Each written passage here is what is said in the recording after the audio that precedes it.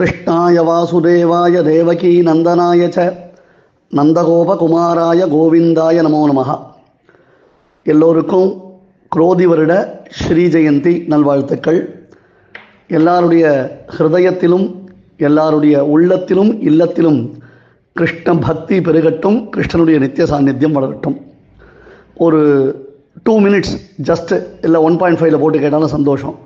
இந்த ஒரு விஷயத்தை, இந்த சப்ஜெக்ட் மேட்டரை கொஞ்சம் கூர்ந்து கவனிங்க.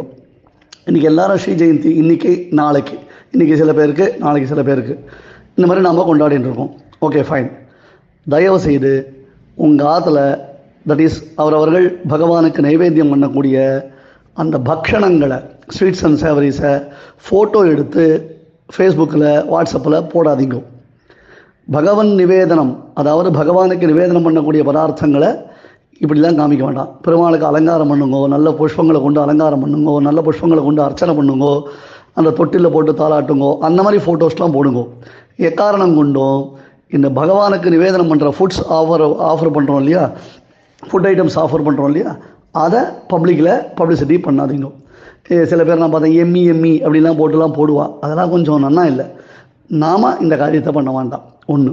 ரெண்டாவது, ஸ்ரீ ஜெயந்தின்றது பெருமாள் திருவாராதனம் பண்ணி ரசிக்கிறது, கிருஷ்ணனுக்கு நிவேதனம் பண்ணி ரசிக்கிறது. நாம் ஸ்வீட் சாப்பிட்றதுக்கோசரம் ஸ்ரீ ஜெயந்தி கொண்டாடல.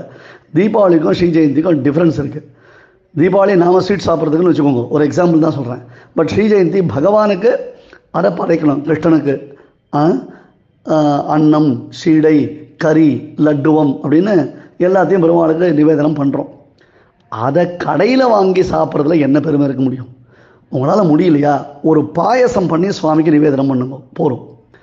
கடையில் வாங்கி நான் இன்றைக்கி ஸ்ரீ ஜெயந்தியை என்ஜாய் பண்ணேன், கடையில் வாங்கி நான் கொண்டாடினேன் அப்படின்னு தயவு செஞ்சு சொல்லாதீங்க. நாம் ஸ்வீட் சாப்பிட்றதுக்கு ஸ்ரீ ஜெயந்தி இல்லை. பெருமாள் அவனுடைய ஜெயந்தியை அவனுக்கு ஒரு களிப்பூட்டும்படியாக நாம் கொண்டாடுறது தான் ஸ்ரீ ஜெயந்தி, ஜென்மாஷ்டமி. ஸோ கடையில் வாங்கி ஸ்வீட்ஸை இன்றைக்கி யூஸ் பண்ணுறதை அவாய்ட் பண்ணுங்க.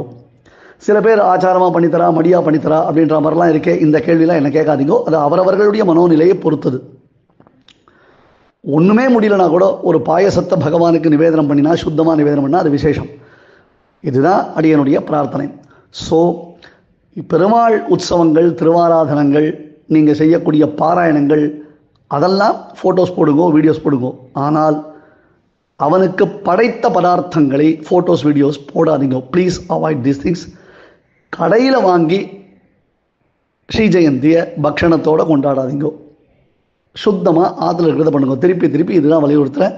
எல்லாருக்கும் கிருஷ்ணனுடைய அனுகிரகம் கிடைக்கட்டும். ஜெயகருட சுப்ரமணியம்.